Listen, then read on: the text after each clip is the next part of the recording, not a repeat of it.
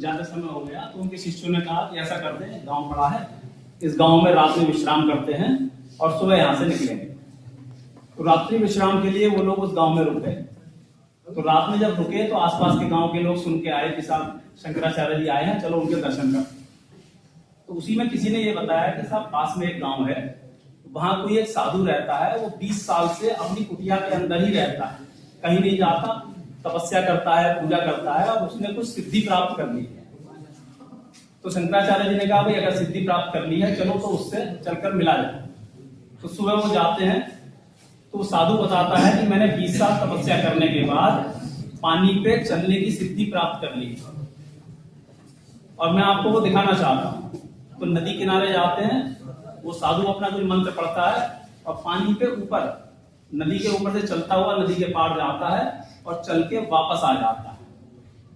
और वापस आने के बाद शंकराचार्य से कहता है कि जो सिद्धि मेरे पास है वो आपके पास भी नहीं है और आप अपने आप को शंकराचार्य कहते हैं। तो शंकराचार्य उसको जवाब देते हैं कि तुमने जो सिद्धि प्राप्त की है इसका मूल्य मैं तुमको बताता हूं।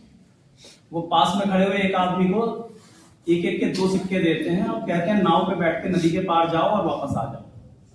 वो नाव वाले को दो पैसे देता है, नाव वाला उसको नदी के उधर ले जाता है, वापस ले आता है। तो शंकराचार्य कहते हैं तुमने जो 20 साल में सिद्धि प्राप्त की है उसकी कीमत 2 पैसा है। 2 पैसे में अनपढ़ आदमी नदी के पार जा सकता है, वापस आ सकता है। तो 20 साल तुमने इस काम में क्यों लगा दिया? 20 साल तो इस काम में लगाते ना कि जो किसान है इनकी उपज कैसे बढ़ सकती है, बीमार आदमी है सही कैसे हो सकता है। तो वही बात मैं कहना चाह रहा हूं टेक्नोलॉजी की। आपका ज्ञान, आपका अनुभव जो आप यहां से लेकर जाएंगे, अगर ये समाज के काम नहीं आता तो उसकी कीमत है 2 पैसे। तो ये ध्यान रखिए, ये जो टेक्नोलॉजी है इसके गुलाम मत बनिए, इसका इस्तेमाल टूल के रूप में कीजिए। जब तक आदमी टेक्नोलॉजी से ऊपर रहेगा, उसका मालिक रहेगा, तब तक टेक्नोलॉजी का इस्तेमाल है। और अगर आप टेक्नोलॉजी को अपने से ऊपर होने देते हैं, मोबाइल का इस्तेमाल इंटरनेट के लिए, यूट्यूब से पढ़ने के लिए कर रहे हैं, अच्छी बात है।